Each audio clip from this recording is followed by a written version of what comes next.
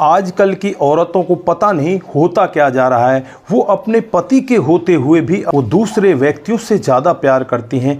वो अपने पति में वो सब नहीं देखती जो दूसरे लोगों में देखा करती हैं। दोस्तों, आज की घटना जो मैं आप लोगों को बताने जा रहा हूँ, इसमें एक व्यक्ति अपनी पत्नी को अपनी ससुराल से अपने घर की तरफ लेकर आ रहा होता है। तभी रास्ते में एक नदी पड़ती है और उस नदी पर जो पत्नी है वो जिद करने लगती है कि हमें यहाँ पर सेल्फी लेनी चाहिए। और फिर यहाँ पर सेल्फी लेने के बहाने से जो पत्नी होती है उस पति को नदी में धक्का दे देती है। दोस्तों, उसके बाद जो यहाँ पर होता है कभी किसी ने कल्पना भी नहीं की थी। आप लोग भी जानना चाहते हैं कि ये मामला कहाँ का है, कौन थी ऐसी पत्नी जो अपने पति को नदी में धक्का दे देती है? तो वीडियो के साथ लास्ट तक ज़रूर बने रहिए, ज़रा सा भी वीडियो को स्किप ना करें। दोस्तों, आगे बढ़ने से पहले हमारी वही रिक्वेस्ट कि जो हमारे चैनल के साथ नए हैं कृपया करके चैनल को फॉलो कर लें, बेल आइकन को ज़रूर प्रेस करें। नमस्कार, जय हिंद। आप देख रहे हैं APH न्यूज़ राहुल रावत के साथ। दोस्तों, आज की जो हकीकत की घटना आप लोगों को बताने जा रहा हूँ, ये कर्नाटक के यादगिरी ज़िले की है। यहीं पर एक कृष्णा नदी है दोस्तों, जो वाडगिरा ताल्लुक बुजापुर ब्रिज है, उसके ऊपर एक पति पत्नी खड़े हो जाते हैं। पति का नाम तदत्पा होता है और जो समस्ती नगर के लेबर कॉलोनी का रहने वाला होता है। जो पत्नी होती है उसका नाम गदम्बा होता है, जो रायचूर देवरगढ़ी गांव की रहने वाली होती है। दोस्तों, 11 जुलाई 2025 का वाक़या होता है जब ततप्पा अपनी पत्नी गदम्बा को लेकर अपने घर की तरफ आ रहा होता है। जैसे ही कृष्णा नदी के पुल पर पहुंचता है, जो बुजापुर ब्रिज है, उसके ऊपर ये अपनी बाइक खड़ी कर देते हैं और यहाँ पर पत्नी कहने लगती है कि हमें सेल्फी खींचनी चाहिए, एक दूसरे के साथ हमें यहाँ पर यादगार पल बिताने चाहिए जो हमेशा हमारे जीवन में याद रहे। दोस्तों, उसके बाद जो पत्नी होती है पति को नदी की तरफ मुंह करके खड़ा करने को कहती है और उसकी सेल्फी खींचने लगती है और पीछे से उसको धक्का दे देती है। धड़ाम से ही जो तदप्पा होता है वो नदी में गिर जाता है और जो नदी का बहाव होता है बहुत ही तेज होता है, उस बहाव में बहने लगता है। उसे लगता है कि आज तो तू ख़त्म ही हो चुका, लेकिन यहाँ पर परमात्मा ही कोई ऐसा चमत्कार करते हैं। वहाँ पर एक पत्थर उन्हें बड़ा सा दिखाई देता है, उस पत्थर के सहारे वो खड़े होकर रुक जाते हैं और यहाँ पर राहगीरों को शोर मचा मचा कर बुलाने लगते हैं कि मुझे बचा लीजिए, मुझे बचा लीजिए। दोस्तों, यहाँ पर कई बाइक सवार लोग भी आ जाते हैं, वो यहाँ पर खड़े हो जाते हैं। एक बोलेरो गाड़ी आती है, उस बोलेरो गाड़ी में एक रस्सी होती है और जितने भी लोग वहाँ पर होते हैं उस रस्सी को नीचे फेंक देते हैं और उसके बाद रेस्क्यू करके यहाँ पर इस तदप्पा को बचा लिया जाता है, उसे ऊपर खींच लिया जाता है। थोड़ी देर बाद ही यहाँ पर पुलिस भी पहुँच जाती है। दोस्तों, जब यहाँ पर तदप्पा से पूछा जाता है कि तुम्हारे साथ में हुआ क्या, तो यहाँ पर उससे पहले जो उसकी पत्नी होती है गदम्बा, वो बोल बैठती है।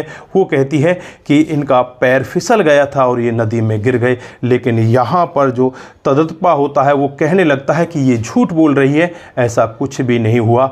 इसने मुझे सेल्फी खींचने के बहाने नदी के किनारे मुंह करके खड़ा करने को कहा और पीछे से इसने मुझे धक्का दे दिया। ये मुझे मार देना चाहती है, ये मेरे साथ रहना ही नहीं चाहती। दोस्तों, जब लोग बाग ये पूरा मामला सुन रहे होते हैं तो वो भी एक बार अचंभे में पड़ जाते हैं कि एक पत्नी अपने पति के साथ ऐसा क्यों कर रही थी। दोस्तों, उसके बाद जो वहाँ पर लोग बाग इकट्ठे होते हैं, इन दोनों को इनके घर पर छोड़कर आ जाते हैं। लेकिन यहाँ पर जो तदप्पा होता है वो कहने लगता है कि मैं अब इसके साथ नहीं रहना चाहता, इसको इसके पैतृक गांव, इसके गांव में भेज दिया जाएगा।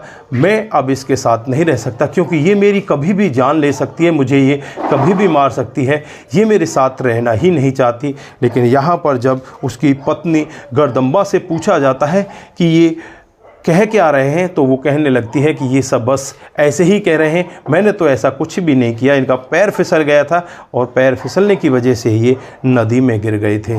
दोस्तों, अब फ़िलहाल के लिए जो पति है अपनी पत्नी को उसके मायके में छोड़कर आ गया है। ये तो भविष्य में देखने वाली बात होगी कि इनका जो गृहस्थ जीवन है वो आगे तक चल पाएगा या पति इस पत्नी को रास्ते में ही तलाक दे देगा। दोस्तों, जो यहाँ पर देखने में आता है मीडिया रिपोर्ट्स के आधार पर जो हमें सूचना मिलती है, उसके आधार पर तो यही सूचना मिलती है, एक पत्नी अपने पति को सेल्फी लेने के बहाने नदी में धक्का दे देती है और उसके बाद वो पत्नी खुद वहाँ पर खड़ी होकर देखती रहती है। दोस्तों, यहाँ पर आप लोग क्या कहना चाहते हैं? क्या ऐसी पत्नी के साथ उस पति को रहना चाहिए जो उसे नदी में धक्का दे दे?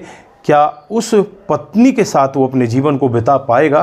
क्या यहाँ पर उस व्यक्ति को ऐसा ही करना चाहिए कि उसे माफ़ कर देना चाहिए, या उससे अलग होकर उसे तलाक दे देना चाहिए? आप लोग यहाँ पर क्या कहना चाहते हैं? आपकी जो भी राय है एक बार कमेंट बॉक्स में ज़रूर दीजिएगा। लेकिन जिन लोगों के पास ये मामला पहुँचता है, सभी के सभी लोग एक बार के लिए यहाँ पर हैरान हो जाते हैं, सोचने के लिए मजबूर हो जाते हैं कि आखिरकार आजकल की पत्नियां हो कैसी गई हैं जो अपने पति को रास्ते से हटाने के लिए इतने बड़े बड़े क्राइम भी कर जा रही हैं।